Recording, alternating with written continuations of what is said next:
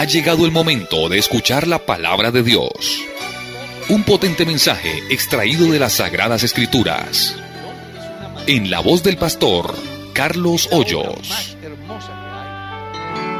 Vamos con la primera, mi estimado pastor. Hermano Carlos, dicen acá, hermano Carlos, ¿qué consecuencias tiene la persona que asiste a una iglesia creada a causa de una división? Bueno, hay dos maneras de mirar las cosas, ¿ya? Desde el punto de vista bíblico, las iglesias nacían en Cristo y no como resultado de una división. Eso es lo primero.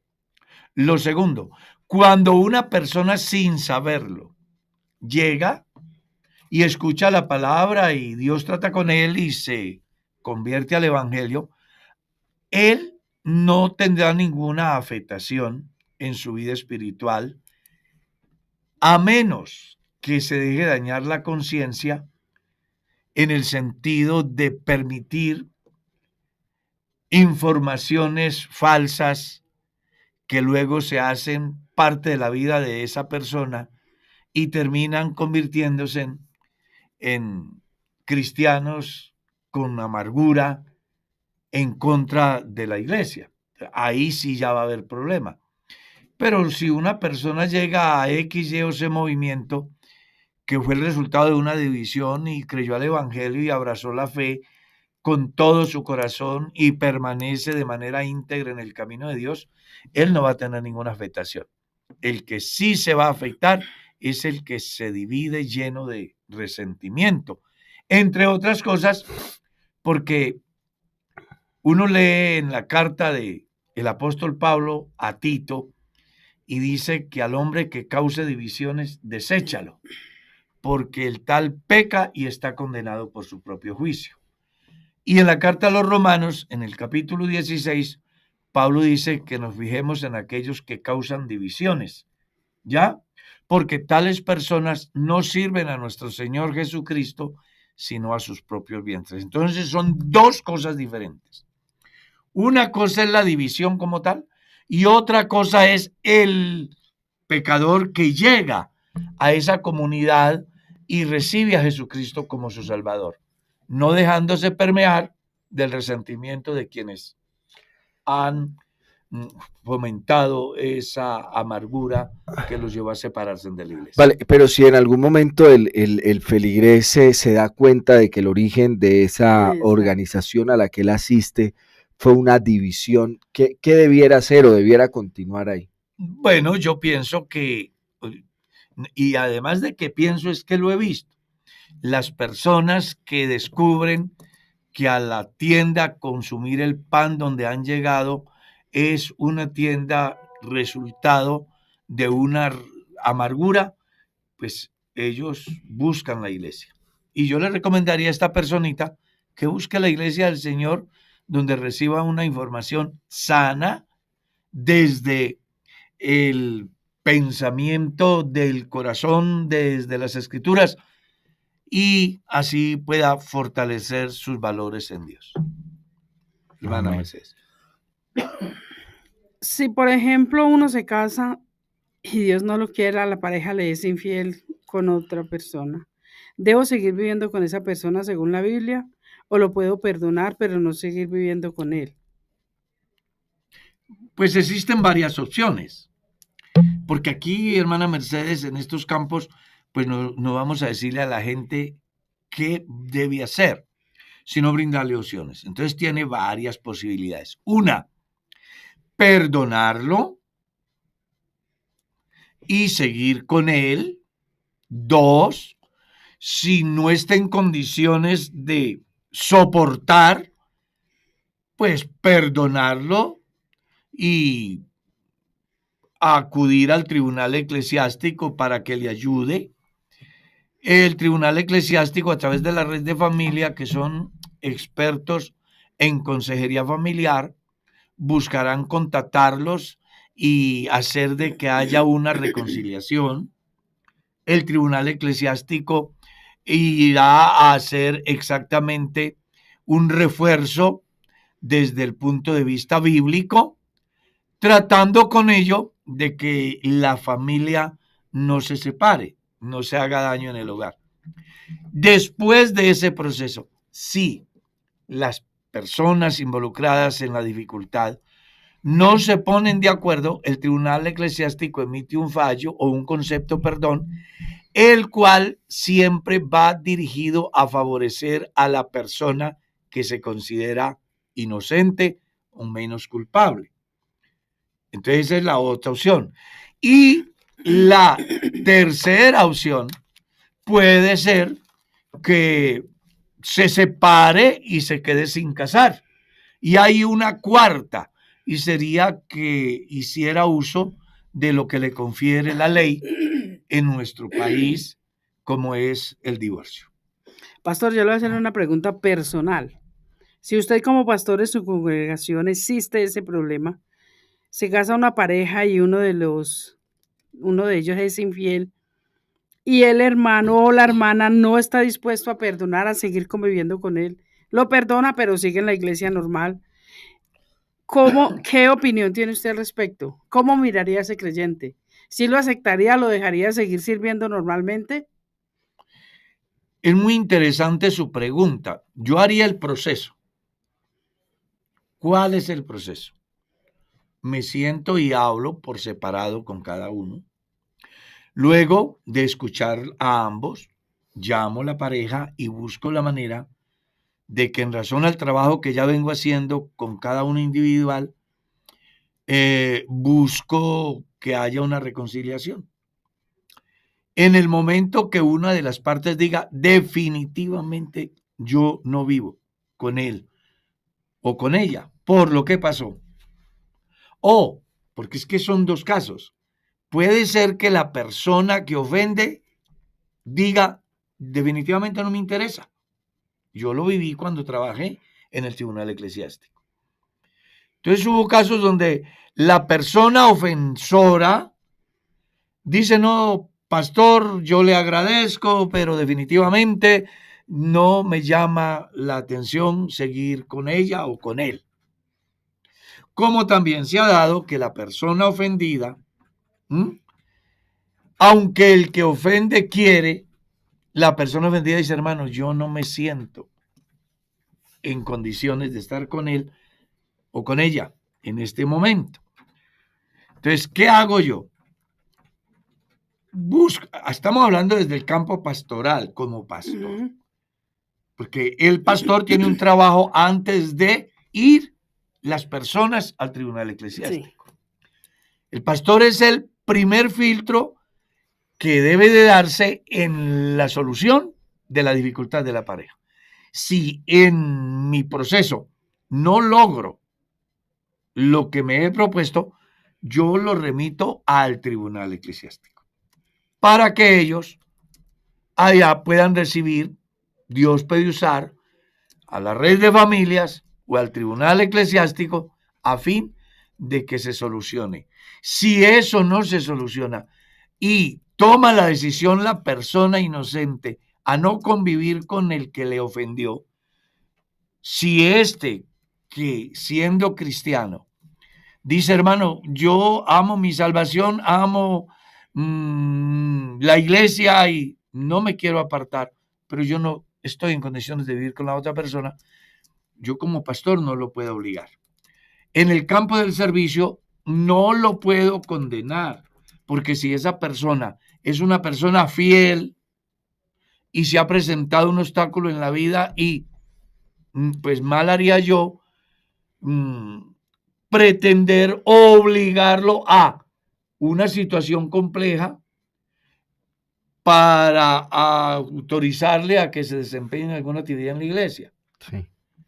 No, yo no puedo obligar. Esa persona, si es fiel a Dios, más allá de la dificultad que tuvo por causa del otro, pues hombre, yo no tengo por qué privar a esa persona del servicio a Dios. Vale, hermano Carlitos. Hermano Carlitos, nos preguntan acá, dice, hermano Carlos, ¿Ya sonaron las demás trompetas y solo falta que suene la final? El libro de Apocalipsis a partir del capítulo 4, porque mire, la época de la iglesia o la edad de la iglesia va hasta el último texto del capítulo 3. El primer versículo del capítulo 4 es el reflejo del arrebatamiento de la iglesia, bajo la figura de Juan cuando escucha una voz que le dice, sube acá. Del capítulo 4 al capítulo 19 es donde se van a desatar los 7 sellos del libro de Apocalipsis. ¿Sí? Y es donde se van a dar todos esos fenómenos de las trompetas. Es obvio que hay algunos que, haciendo uso alegórico en la interpretación bíblica, le atribuyen a presuntos profetas del último tiempo ese importante título de esa es la trompeta de Dios.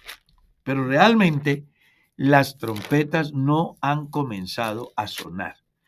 Comenzarán a funcionar después de que la iglesia se vaya, porque es una temática exclusiva para el pueblo de Israel y el mundo que no quiso recibir a Jesús en el periodo de la gracia. Amén. Amén. Pastor, es Ana María y me explica el versículo que está en 1 de Pedro 4:6 que dice, porque por esto también ha sido predicado el evangelio a los muertos, para que sean juzgados en carne según los hombres, pero vivan en espíritu según Dios. ¿A cuáles muertos se refiere? Pues hay que mirar el texto en su contexto y ¿cuál fue el versículo que citó? 6, 1 de Pedro 4:6. Porque por esto también. Si usted ve, buenos administradores de la gracia de Dios. Así titula el capítulo. El editor colocó ese título que de alguna manera nos va a encauzar a entender el pasaje de la Biblia. Y en ese orden, pues usted comienza a darse cuenta, basta ya el tiempo pasado para haber hecho lo que agrada a los gentiles, andando en lascivias, concupiscencias, embriagueces, orgías, disipación y abominables idolatrías. ¿A esto les parece cosa extraña? Pedro está exhortando a la iglesia dispersa. Que vosotros no corráis con ellos en el mismo desenfreno de disolución y os ultrajan, pero ellos darán cuenta al que está preparado para juzgar a los vivos y a los muertos. Por esto, ¿sí? Porque por esto también ha sido predicado el evangelio a los muertos para que sean juzgados en carne según los hombres, pero vivan según Dios. Hay dos maneras de entender, de interpretar el texto. Yo se las voy a decir y además le voy a decir con cuál me identifico. ¿Está claro? Sí, señor. Sí, porque es que hay pasajes en la Biblia que son sujetos de diversas interpretaciones y uno debe de ajustarse a la que después de hacer un análisis encuentra el verdadero sentido. Eso. Algunos piensan que la predicación del evangelio a los muertos está relacionada con la muerte de Cristo que fue y le predicó a los muertos, en una interpretación no sana. El texto, a mi manera de verlo, está refiriéndose que inclusive no hay persona que se pueda excusar porque los que ya se fueron les fue predicado el evangelio. ¿Me hice entender? Sí, señor. En otras palabras, muchas personas se han muerto a quienes en los días de su carne yo les prediqué el evangelio y no creyeron. Es más o menos lo que el apóstol les está diciendo. ¿Está claro? Amén. Hermano Carlos, fíjese que nos han repetido una pregunta y hoy la quiero hacer. Dice, cuando Adán y Eva pecaron, ¿fue por comer del fruto o por la decisión? En Génesis 3:22 habla acerca de no comer del fruto del árbol de la vida y viva siempre. Es que son dos cosas que hay ahí. el pecado de Adán y Eva no es como muchos lo interpretan e inclusive hacen dibujos. Precisamente en la conferencia que tuvimos en la Semana de la Familia, se fijó una imagen, ¿no la vio? Donde aparece el huerto Adán y Eva allí. Y se muestra un árbol que da un fruto y que la gente ha dicho que es el árbol de manzana, por ejemplo, satanizando el pobre árbol de manzana. Cuando lo que la Biblia dice no era que no comieran del árbol de manzana, sino que es una figura a través de la cual Dios busca que la persona entienda. ¿Ya? Entonces, el comer del fruto en sí fue haber prestado atención al mensaje del enemigo. Ese es el comer del fruto, que tenía que ver con la afectación de los 5 sentidos, y una vez afectados, ellos optaron por desobedecer a Dios. Y entonces vino como resultado, pues ya ustedes saben, la enfermedad, el dolor, la muerte. Cuando la Biblia habla del otro árbol, del árbol de la vida, tampoco se estaba refiriendo a un árbol que produjera un fruto como tal, sino más bien el conservar el mandamiento de Dios, de no prestar atención a la voz del enemigo. La historia no ha cambiado mucho. Hoy está el árbol de la ciencia del bien y del mal, y también está el árbol de la vida. ¿Cuál es el árbol de la ciencia del bien y del mal? Aquella cantidad de oferta que hay para que el hombre peque. Y el hombre sabe que Dios dice que no peque, porque mandó Jehová Dios al hombre. ¿Ya? Pero está el árbol de la vida, que es el de obedecer a Dios para que viva para siempre. Entonces son figuras, no realmente árboles como tal, porque de esa forma estaríamos satanizando lo que Dios creó e iríamos en contravía de lo que Pablo escribe en el capítulo 4 de la carta a Timoteo primera, cuando dice: todo lo que Dios creó es bueno y nada es de desecharse si se toma con acción de gracias, porque por la oración del creyente los alimentos son santificados. Pero eso figurativo es porque la Biblia lo dice o porque el hombre lo hizo así. No, la Biblia lo dice. Es una figura. Es que el tema de la creación, yo no he leído tanto, pero es complejo por el tipo de... Por ejemplo, hay autores que hablan de que la narración de la creación, o sea, de ese segmento inicial de Génesis, no es descriptivo. O sea, no es una historia desde la literalidad. Eso que es usted una afirma, revelación. Eso que usted afirma. Entonces, la manera como a veces la gente quiere interpretarlo de manera literal es como una narrativa. Entonces, y no ahí es se así. presenta un problema. Es una revelación. El Dios que trasladó a Juan a los tiempos del fin fue el mismo que llevó a Moisés al tiempo de la creación. Recuérdense que el Génesis fue escrito 2600 años después del Génesis. ¿Está claro? A ver si me hago entender. Dios lleva a Moisés y le muestra todo el panorama del pasado para que lo deje escrito para su pueblo y hoy para nosotros. Como Dios llevó a Juan al Apocalipsis hace 2000 años y aún no se ha cumplido el Apocalipsis. Se va a cumplir. Por eso dije que es una ¿qué? Revelación. A Moisés del pasado, a Juan del futuro. Lo más importante de todo esto es que el pasado revelado y el futuro revelado lo disfrutamos en el presente con un pensamiento que es netamente cristocéntrico, haciendo que la verdad de las Escrituras cobre un verdadero sentido, porque dándose en dos tiempos tan distantes, no se pierde el hilo, porque el autor de la Biblia es Dios. Bien. Pastor, si todos somos hijos de Adán y Eva, preguntan, ¿de dónde viene la raza negra? es una discusión muy importante que se ha dado y bueno, si uno se pone a prestarle atención a las diferentes corrientes de pensamiento, ¿no? Les voy a hablar de varias corrientes para que ustedes analicen. Luego les voy a decir lo que yo pienso con respecto a la inquietud, ¿sí? Resulta que hay quienes dicen que la raza negra es el resultado del pecado de Can y que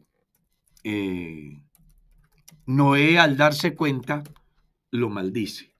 Entonces, esa corriente la maneja el mormonismo, ¿sí? Donde piensan que el color de la piel tiene un antecedente como consecuencia de una maldición. Hay otros que piensan que la raza negra viene de la señal que Dios le colocó a Caín y que desde la visión de quienes piensan así, está relacionado por el crimen que comete Caín y entonces Dios le coloca una marca para que todos lo vieran. Estamos hablando, no que yo crea eso, sino las corrientes de pensamiento que hay. Hay otra corriente de pensamiento en el sentido de que es el resultado de la ubicación de esa familia y en consecuencia las costumbres, la alimentación y todo aquello. Y lo argumentan hasta con cierta lógica. Por ejemplo, el ganado de tierra fría no es lo mismo que el ganado de tierra caliente. El ganado de tierra caliente es de una piel, ¿cómo se puede decir? Lampiña, puede decir. Mientras que el ganado de tierra fría es bien lanudo y hacen su argumento y hasta sí parece tener razón. Pero cuando uno va a la Biblia, dice que Dios de un linaje hizo toda la descendencia humana. Entonces, mal haría yo con definir desde el punto de vista de los conceptos de dónde viene. Yo lo que sé decir es que todos venimos de una misma familia, la familia de Adán y Eva, ¿ya? Que luego son salvos en el diluvio, una familia, la familia de Noé, donde sale Can, Sem y Jafet. Can se va al África, ¿cierto? Jafet es el que va a poblar la región de Europa y Sem es el que se ubica en el territorio donde llamamos hoy el Medio Oriente. El pigmento de la piel de las personas, porque a mí me llama la atención la pregunta. También deberían de preguntar por qué la raza amarilla, porque también hay raza amarilla. Y deberían de preguntar... Raza blanca, que no pueden ni ver. Raza blanca, pero también hay una raza que es mezclada como somos nosotros. Entonces yo pienso que... Nosotros somos de una mezcla. Exactamente. Entonces yo creo, no hablo desde el punto de vista científico. Pues bíblicamente no hay base pero para... bíblicamente podemos decir que los negros, los amarillos, los blancos y los caquis como nosotros... Ay, hermano, esto es que aquí... Sí, no, hablemos así. Yo soy casi negro, hermano. Claro, no, es que mire que cuando uno mira las cédulas de los ciudadanos en Colombia, hay gente que entre comillas son blancos y dicen piel trigueña. Pero eso ya, pero fíjese cómo ha cambiado el tiempo. Ya no aparece eso en la cédula, ¿no? hermano Carlos. Ya pero sí, yo recuerdo que... No, la mía decía así. Sí, por eso, pero ya la nueva no dice. Ah, bueno, pero yo me he detenido a esa porque... Ya no dice raza trigueña. Claro, yo pienso que las razas van surgiendo en razón a las mezclas de las diferentes tribus y sus prácticas, sus costumbres, yo qué sé. Lo que yo sí sé es que Dios no hace acepción de personas. Para Él todos somos iguales. Sí, yo quisiera aportar algo ahí a lo que usted dice, hermano Carlos, y es sí entender que hay características de la piel que son en relación con las condiciones climáticas en las Y que alimenticias. surgen los individuos. Entonces hay ciertas características aún que se han ido perdiendo en los individuos en relación con el tiempo. Por ejemplo, hay estudios que en medicina hablan sobre los nuevos bebés que nacen sin apéndice, por ejemplo. Entonces, eso es lo que se denominan cambios evolutivos en el individuo como consecuencia de algunas características. ¿Por qué mencionarlo? Porque lo que usted dice acerca de las condiciones climáticas y los cambios en la piel, la aparición de vello, por ejemplo, o ser lampiño, tiene que ver con condiciones de clima, de frío o de calor, que hacen que el individuo genere o no estas características.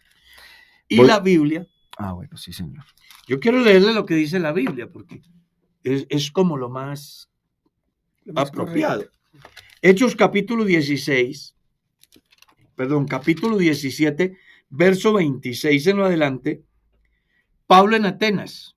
Es el gran discurso de Pablo en la cuna de la filosofía, ¿no? Sí, señor. Y él en su enseñanza dice, entonces Pablo, puesto en pie en medio del aerópago, dijo, varones atenienses, en todo observo que sois muy religiosos, porque pasando y mirando vuestros santuarios, hallé también un altar en el cual estaba esta inscripción, al Dios no conocido, al que vosotros adoráis, pues sin conocerle, es a quien yo os anuncio. El Dios que hizo el mundo y todas las cosas que hay en él, siendo Señor del cielo y de la tierra, no habita en templos hechos de manos humanas, ni es honrado por manos de hombres como si necesitase de algo, pues Él es quien da a todos vida y aliento a todas las cosas, y de una sangre Amén. Ha hecho todo el linaje de los hombres para que habiten sobre toda la faz de la tierra, y les ha prefijado el orden de los tiempos y los límites de su habitación. Eso es lo que podemos decir desde el punto de vista bíblico. De una sola sangre hizo todo el linaje con un objetivo, para que pudiésemos llenar la faz de la tierra. Y es entonces ahí donde va a cobrar sentido lo que dice el Génesis, ¿no? Que Nimrod, yendo en contravía, no quería llenar el mundo como Dios lo había establecido. Lo que debe quedarle claro a la gente es que hay ciertas situaciones que se dan en los seres humanos, como decía el pastor, y en lo poco que yo he leído, por situaciones climáticas y alimenticias. Y en eso del alimenticio yo tengo experiencia. Algún día me puse a consumir sobremanera mandarina y mi piel se fue volviendo amarilla. Entonces mire que el alimento también puede influir en eso. Ahora, no sé cuánto influya en el color de la piel de una manera definitiva, pero lo que sí es claro es que de una sola sangre Dios hizo todos los linajes. Amén. Amén. Hermano Carlos, nos preguntan acá, dice, ¿está bien que los hermanos publiquen predicaciones de personas que fueron ministros de la iglesia, pero ahora que ya salieron de nosotros, hablan mal del cuerpo de Cristo? Es muy relativo eso porque pienso que quien lo hace, se me ocurre, voy a dar, ¿cómo es que dice en un juicio? Dar ese campo como de inocencia hasta que se demuestre lo contrario, ¿no? A la presunción de inocencia. Gracias por enseñarme, pastor. Sí, la presunción de inocencia. Yo quiero creer que quien lo hace no busca confrontar, sino aprovechar ese mensaje de éxito que tuvo ese predicador para llegarle con el mensaje a otras personas. Eso es lo que yo pienso y eso es lo que yo creo. Sí, señor. De ahí para allá es muy subjetible lo que uno pueda decir. Mal haría yo en satanizar o en llevar al cielo. Le hablo desde mi visión, ¿ya? Yo conocí grandes hombres en la iglesia que fueron excelentes predicadores. Y que por alguna circunstancia tuvieron una dificultad y no terminaron dentro de el rótulo Iglesia Pentecostal Unida de Colombia, que más o menos es lo que preguntan ahí. Pero que sus enseñanzas, sus predicaciones, aún hoy generan impacto, porque con Dios no se vive aquello que nosotros vivimos. Con Dios se vive el momento en el que se dan las cosas. Amén. Entonces yo creo que si el predicador en la plenitud de su vida cristiana da un sermón y Dios lo usa y bendijo a la gente a través de ese sermón, yo creo que ese sermón sigue teniendo vigencia. Otra cosa es después de, que ya eso sí habrá que mirar. Sí, y además decir que pues Dios, pues lo que yo percibo, ¿no? Es Dios el que usa en ese momento en particular Claro. a ese individuo, Claro. y el efecto que generó en ese momento no estaba supeditado a lo que vendría después. Es decir, como que no, es que ya después, y pierde validez esa palabra, ese momento de inspiración divina en el que Dios le da un mensaje especial a alguien. Que eso también es muy importante mirarlo. Yo conozco gente que fueron excelentes predicadores en la iglesia, pero algún día se fueron y les he escuchado luego y ya las cosas no son lo mismo. Claro, es que se han desprendido del cuerpo. Y si se desprenden del cuerpo, son pámpanos que se secan. En consecuencia, se mueren. Es muy importante que también las personas tengan en cuenta. Pero, ojo, aunque es un contexto diferente, no siempre la razón la tiene la persona que está dentro de. El suegro de Moisés era pagano. Y lo que el suegro le dijo a Moisés fue tremendo es consejo. lo que Dios le avala a Moisés. Esto es solamente para decir que Dios puede hablar por las piedras. ¿Está claro? Entonces aquí no vamos a hacer un exégesis con respecto a esta situación. Yo creo que la persona en el momento que expone su sermón y es usado por Dios, eso no lo borrará nadie. Y si mañana un creyente, porque tenía afinidad o porque lo encontró en el internet y le pareció que es un mensaje muy contundente y lo sube en su red, yo pienso que no está buscando hacerle daño ni confrontar, sino dejar oír la voz de Dios a través de ese hombre que en ese momento fue usado. Pastor, ¿y una persona puede, cómo le digo? ¿Cómo hago la pregunta? Es una pregunta personal. Una persona en pecado. O sea que usted también tiene inquietudes. Pues porque me la han preguntado varias veces. Una persona en pecado puede predicar y esa palabra hacer efecto en la vida de los oyentes. Sí, claro que sí. Así ese predicador está en pecado. Sí, señor. Sí. Yo creo eso. Porque la palabra de Dios es la palabra de Dios en cualquier lugar. Ella es espíritu y es vida. Yo creo que, es más, yo conozco gente que ha llegado a la iglesia y testifican. A mí me predicó el evangelio un descarriado. Que es más grave que ser un pecador común y corriente. Y le habló del evangelio.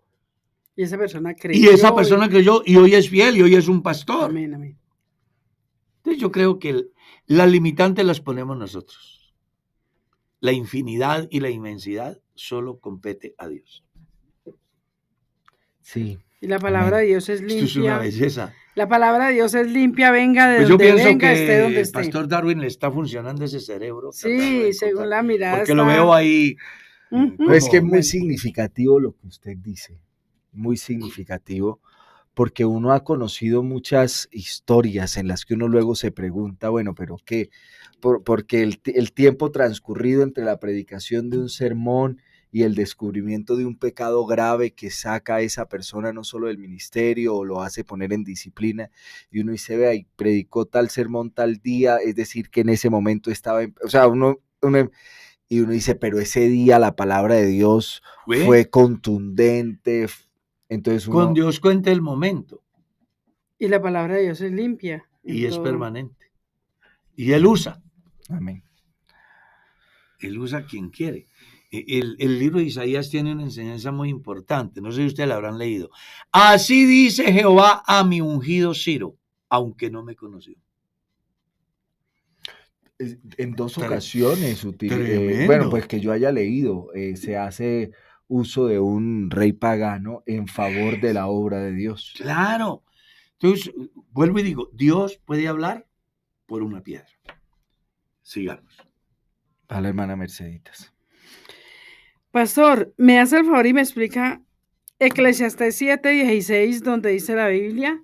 No seáis demasiado justo ni seáis demasiado sabio con exceso. ¿Por qué habrás de destruirte?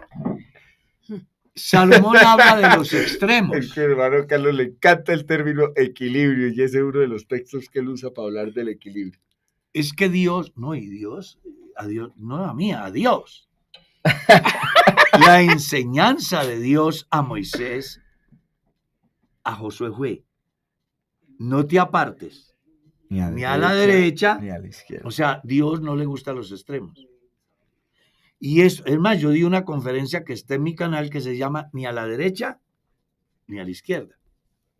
Es una conferencia que está en el canal.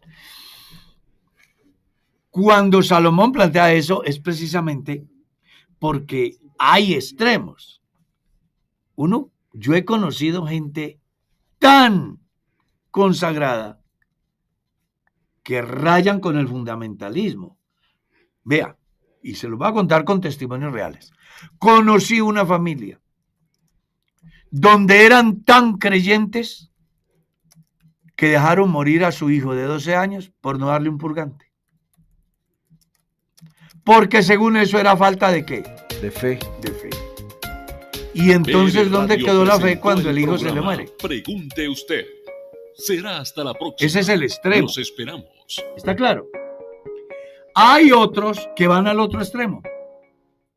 Porque Salomón está hablando de los dos extremos. Entonces, hay unos cristianos que son tan a la derecha que terminan dejando cosas que ellos pueden hacer para que Dios las haga. Y hay otras que no deben de hacer, pero que se van al otro extremo. Entonces, por eso tenemos en las iglesias creyentes tan cristianos que es pecado que alguien se ría. Y otros tan mundanos que son peores que los inconversos, porque abusan de la libertad. Sí. A esos extremos es a los que él... Entonces, una persona como la que atendimos Mercedita y yo en mi oficina. Pastor, es que yo estoy tan consagrada al Señor, dice la dama. Yo no quiero ofender a Dios de tal manera que ya ni intimidad tengo con mi marido. Eso es ser demasiado justo. ¿Qué lo lleva a qué? A perderse ella y a hacer que el marido se le pierda. Porque la Biblia dice que ella debe de cumplir con su deber conyugal.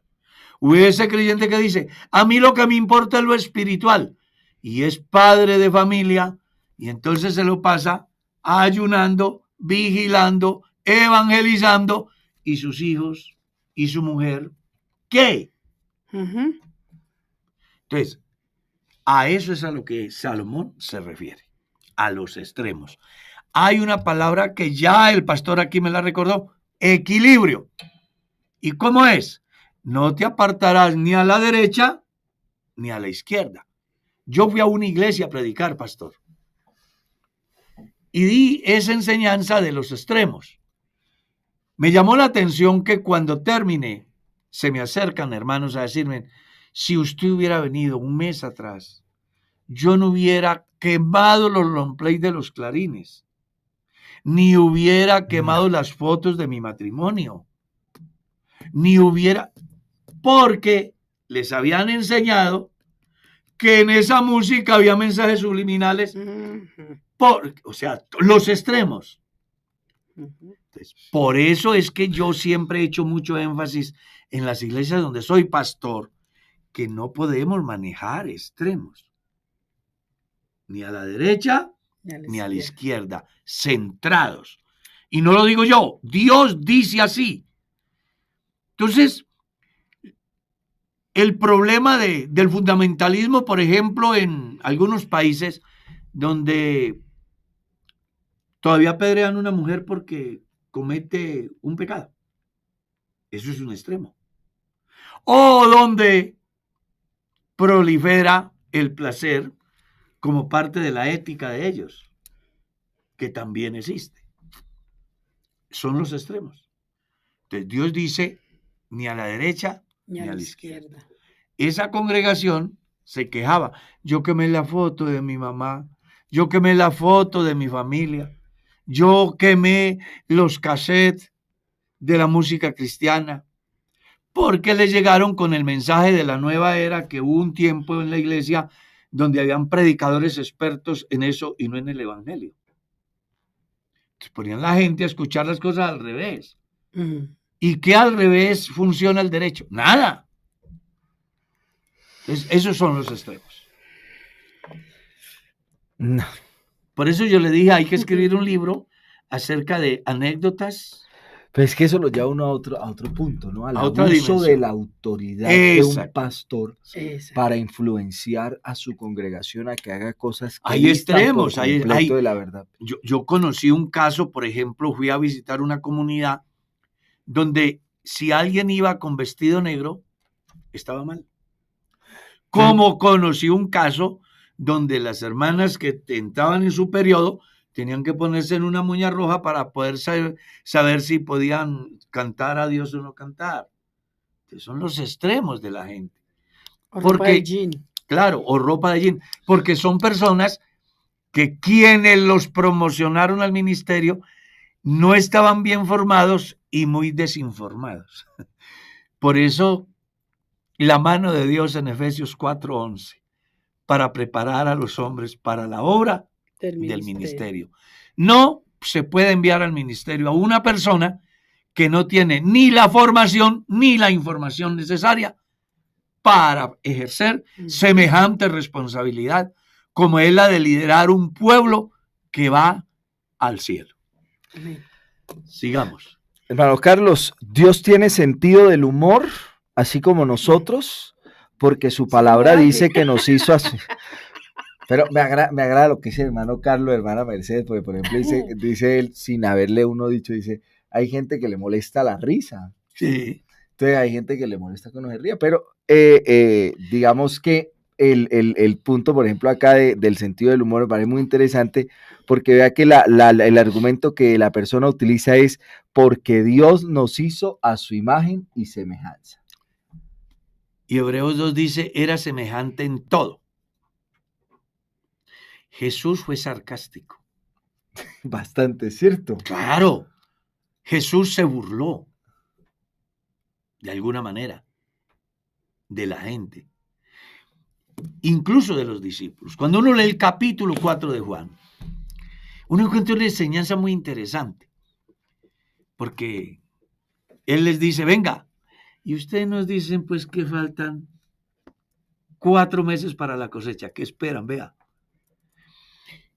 Hay más de un pasaje en la Biblia donde uno muestra a Jesús cantando, orando, comiendo, llorando, ¿sí? Haciendo uso de la ironía. Eso sí. ¿Sí? Jesús fue en todo semejante a nosotros, sintió las mismas emociones nuestras en el campo humano, porque Jesús era humano, inclusive su espíritu humano, porque en Jesús opera la deidad como Dios, pero lo humano como hombre. Y tan cierto es que como humano murió, exhaló el espíritu. Entonces, Jesús en su condición humana, sin duda alguna, tuvo las mismas reacciones, excepto el pecado, que ya fuese a través del léxico o de la práctica. Pero en sus diferentes expresiones, él era una persona que tenía emociones normales como todos los seres humanos. Amén. Pastor, Un pastor es destituido no por causa de pecado, y él decide irse a una denominación que predica la doctrina del nombre. Allá es pastor. ¿Eso lo aprueba Dios? ¿Quién sabe qué pasará con el pastor? Es que es muy complicado uno dar una respuesta porque hay razones por las cuales una persona no puede ser pastor en la iglesia. Entonces, pecados sexuales, malos manejos del campo financiero Digamos de que la una iglesia. persona de 50 años, pastor, que ya en la iglesia, la institución no le permite ser pastor y él No, es que eso decide es irse. otra cosa. Ya eso es otra cosa. Porque es que usted está hablando de destitución. Entonces, Sí, es diferente. Sí, Claro. que era destituido. Eso ya es otra cosa. Si un pastor es destituido, no es destituido por cosa buena. Algo mal pasó. Puede ser falsa doctrina, Mal manejo de dineros. puede ser mal manejo de dineros, puede ser pecados sexuales, puede ser la reincidencia en comportamientos que aunque no llevan a la práctica del pecado, sí hacen daño en el desarrollo de la iglesia. Hay un sinnúmero de situaciones por las cuales un pastor puede ser destituido. Lo que sí debe quedarle claro a la audiencia es que para destituir un pastor tiene que ser una cosa muy grave, muy grave, porque los directivos, como el honorable consistorio anciano, yo se lo digo porque yo fui directivo, y no hay cosa más dura que quitarle la credencial a un pastor. Uno busca todos los medios sabidos y por haber por salvar a ese hombre, porque tras ese hombre hay una familia y hay un alma, y uno hace hasta lo imposible. Pero cuando la persona no hace lo mínimo, pues la iglesia tiene un orden y una autoridad y le toca ejecutarla. Y sin duda alguna, para destituir un pastor ha habido un proceso, que hágame el favor. Eso no es que dijeron que fulano de tal ya y ¡pum! No. Sí. Es todo un proceso. Y además tienen acceso a un tribunal en segunda instancia. A mí me destituyeron, un ejemplo. Y yo juzgo que fue mal llevado el proceso. Yo acudo al tribunal en segunda instancia. Y ellos analizan mi caso. Y se ha dado que el que fue destituido hoy en primera instancia por los directivos, según la visión de ellos a causa de la gravedad del problema, él acude al tribunal en segunda instancia, lo analizan y dice, daba para una disciplina de 6 meses o de 1 año o de 2 años, o no daba para disciplina, o sí daba para destitución. O sea, para destituir un pastor es muy difícil, hermana Mercedes, muy difícil, porque la iglesia es galante de justicia. La iglesia y nuestros superiores se equivocan como todos, nos equivocamos, pero el principio es ser justos. Vale. Mire esta pregunta, hermano Carlos. Dice, ¿qué puedo pensar de un pastor que dice que es el que manda en la iglesia y nadie lo puede contradecir porque él es el que manda en todo? Yo le respondo. No es un pastor, es un dictador, ¿cierto? Claro. El pastor es un siervo. De pronto no ha leído Primera de Pedro, capítulo 5.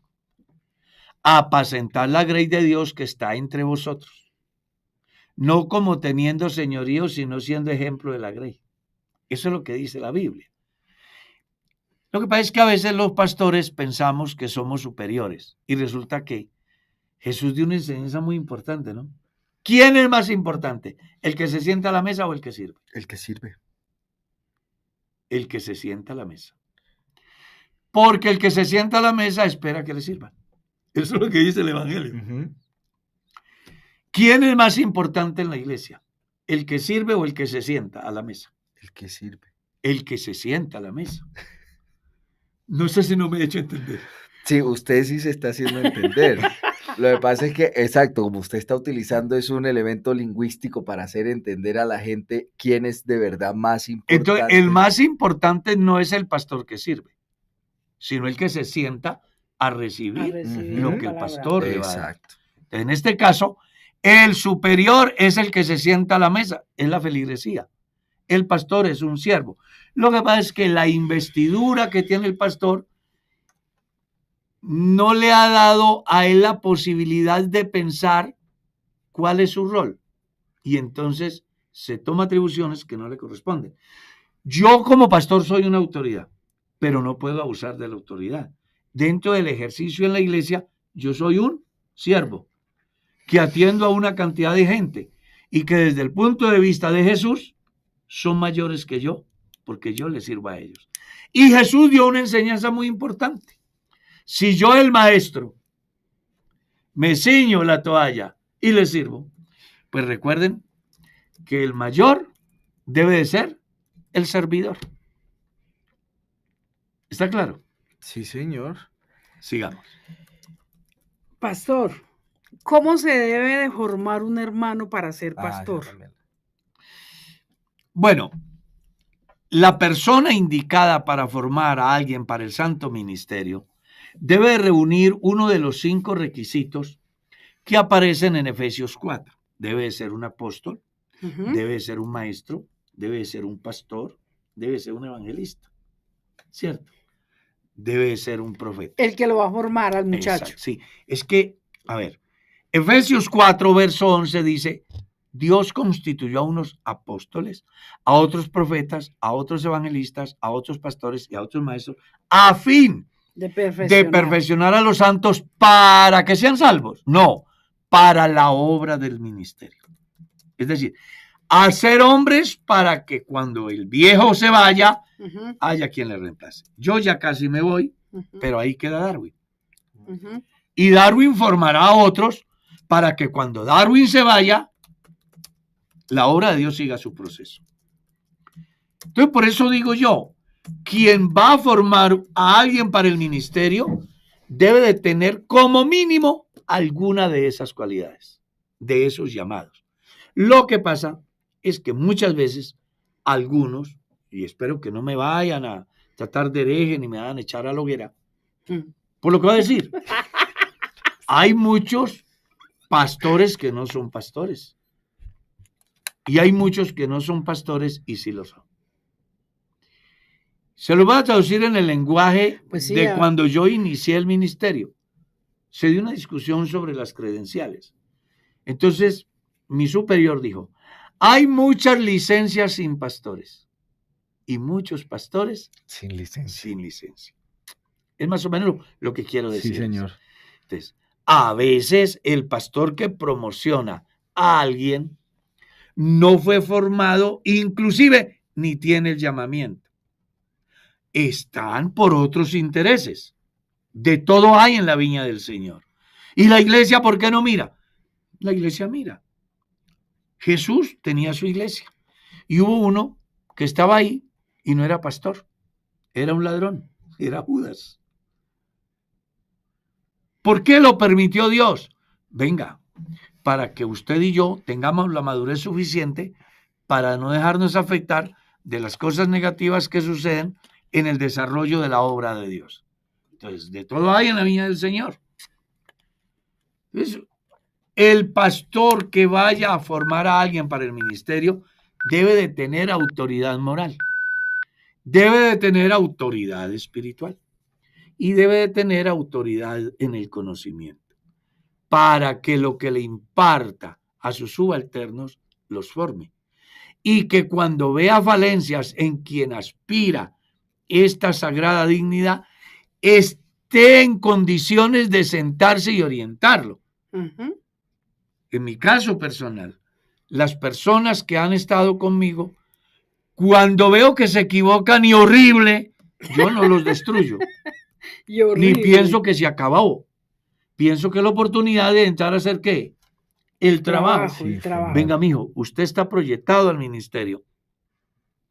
Tiene buenas cualidades, pero esto que has hecho no lo puedes hacer. Las cosas son así. Y recuerdo que alguna vez en mi oficina con los diáconos abordamos un muchacho que queríamos enviar al ministerio. Y él se ha abierto a hablar de una manera descomedida. Que en el momento yo dije, este no sirve para el ministerio. Sin embargo, yo pensé que no podíamos echar a perder todo lo bueno del muchacho por una locura en un momento de crisis. Entonces después me senté con él, le generé conciencia, le hice saber con lujo de detalles cómo es la vida de un pastor, y tiempo después Dios le dio la oportunidad de ser un pastor y hoy es un excelente pastor. Entonces, todo extremo es grave, ¿no? Sí, no, y es muy interesante lo que usted aclara, porque apunta justo a eso, ¿no? Al proceso de formación Claro. que debe tener alguien antes de ser enviado porque hemos hablado mucho de la experiencia, ¿no? La Claro. experiencia supera en muchos ámbitos el La conocimiento que se pueda tener sobre un tema en particular. Así que eso sí es bien Y importante. los requisitos que debe tener el aspirante al ministerio. Primera de Timoteo, capítulo 3. Ahí están los requisitos. Vuelve y Si repítelo alguno así. anhela obispado, buena obra desea. Pero es necesario que quien anhela este privilegio sea irreprensible. Hay una versión que dice sin crimen. Ujú. Impresionante, ¿no? Sí, sí, sí. O sea que las personas que tienen antecedentes Judiciales. y penales de violencia no deberían, según el texto del cual les Aspirar al hablo. ministerio. Irreprensible, que en otra versión dice sin crimen. Ujú. De hecho, que la iglesia hoy pide antecedentes Sí, señor, disciplinarios. sí, uno debe llevar. Claro, porque la iglesia se ciña a la reglamentación bíblica. Irreprensible, marido de una sola mujer, sobrio, es decir, que no sea alguien que se deje llevar Ujú. por los sueños, visiones, revelaciones, tonterías. ¿Sí?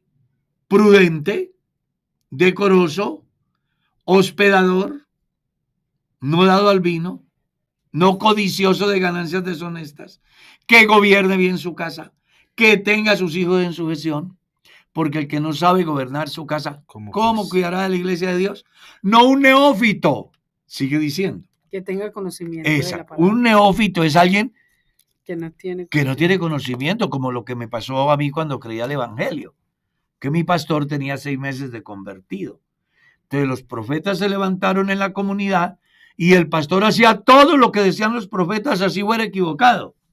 Claro, era un pastor ¿qué? Neófito. Neófito. Eso no pasa hoy. Gracias a Dios nuestros muchachos que hoy se están proyectando tienen formación académica, teológica, en todas las áreas. Formación, corrección. todo lo Sí, que termine en señor, sí. En mi caso personal, Mm. yo algunas veces después de un programa como este le digo a los que están, eso que pasó no puede sucederle a un pastor, ¿cierto? Sí, señor. Se así lo nos sé. dice. Porque para eso está el que va a formar. Entonces es muy importante que las personas que aspiran al ministerio sepan los requisitos según Dios y además tengan un hombre que los encauce de tal manera que no se conviertan en un problema para los superiores y en una destrucción para la iglesia. Porque cuando un hombre no es enviado acorde a las exigencias divinas, entonces quien lo envía está participando de los pecados que éste pueda cometer en contra de la comunidad. El tiempo se fue.